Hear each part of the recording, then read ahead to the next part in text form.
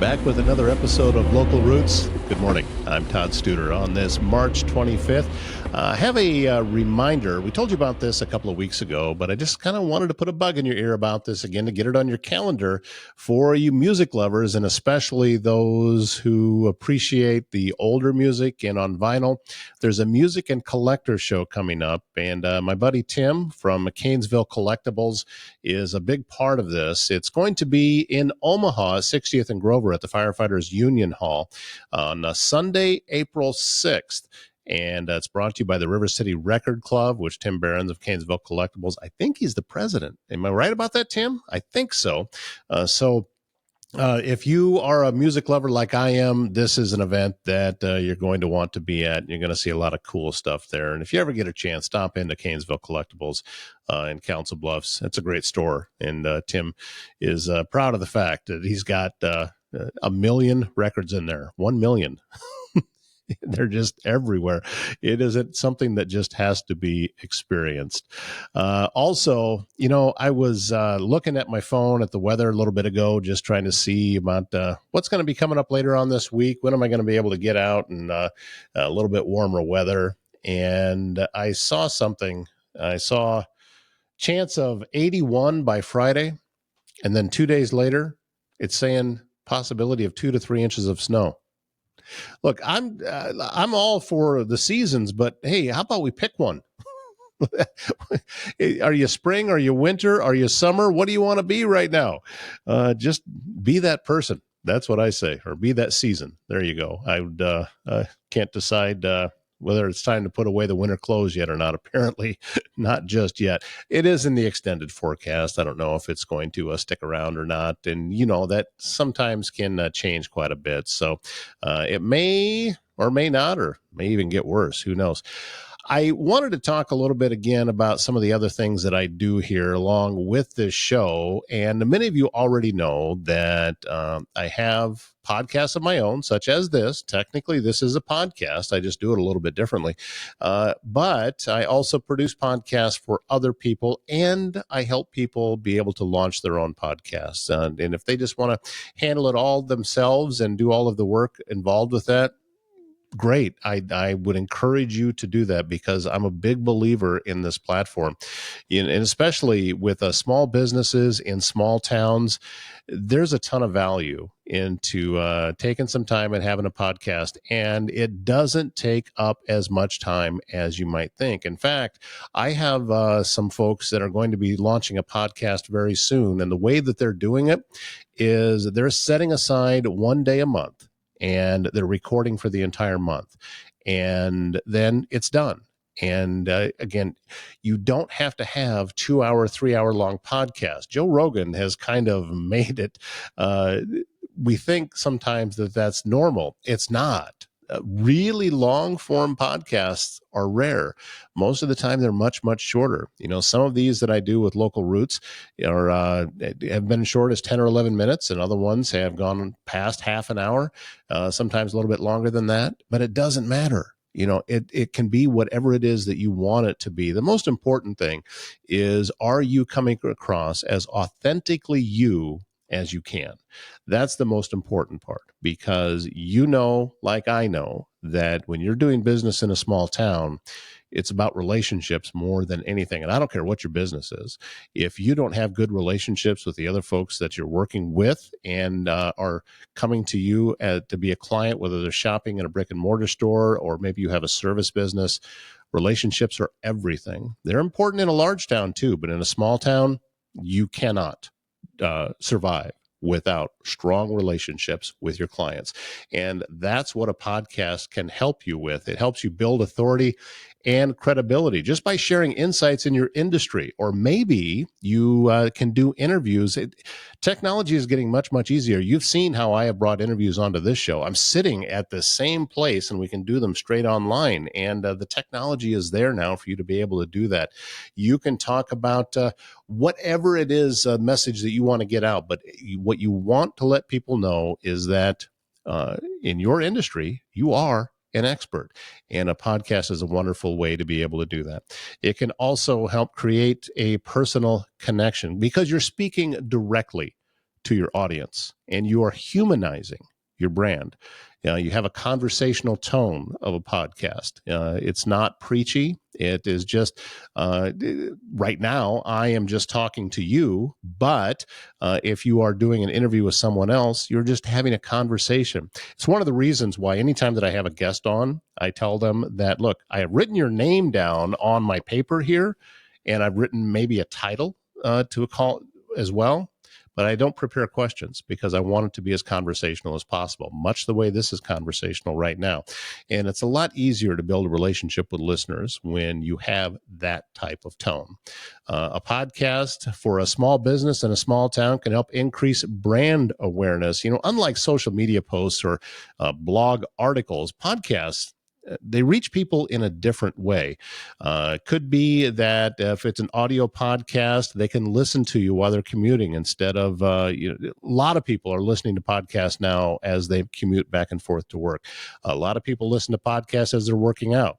Yeah, I know someone that I care a lot about that does that. Also, just while you're doing daily tasks, I do that in the morning. When I finish up with breakfast in the morning and I'm doing the dishes, I have a podcast going on my phone. And that is what I'm listening to as I'm going through some of my daily tasks. And it's the consistent exposure that helps you reinforce your brand. That's why it's important to be consistent with what it is that you're putting out there. It's why I put out a show every day. It's also very cost-effective marketing for your business. Starting a podcast, it's a very, very minimal investment. Yes, you can put however much money into it that you want to put into it, but you don't really need that much. I belong to a group on Facebook. I think it's called Podcasters on Facebook, and there's tens of thousands of members in this group. And a common question that I see a lot in there is, what do I need to get started? Because there's a lot of first-time podcasters that are part of the group because they go there because they want to learn.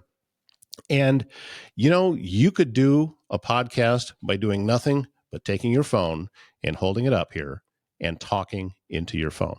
You could do it that way. The phone cameras are really high quality. The microphone is good. And then you take that file and you upload it to YouTube. Bam, you have a podcast. How about that? You don't have to have all of the bells and whistles that go along with it. And it's okay. Whatever it is authentically you, that's what you want to do.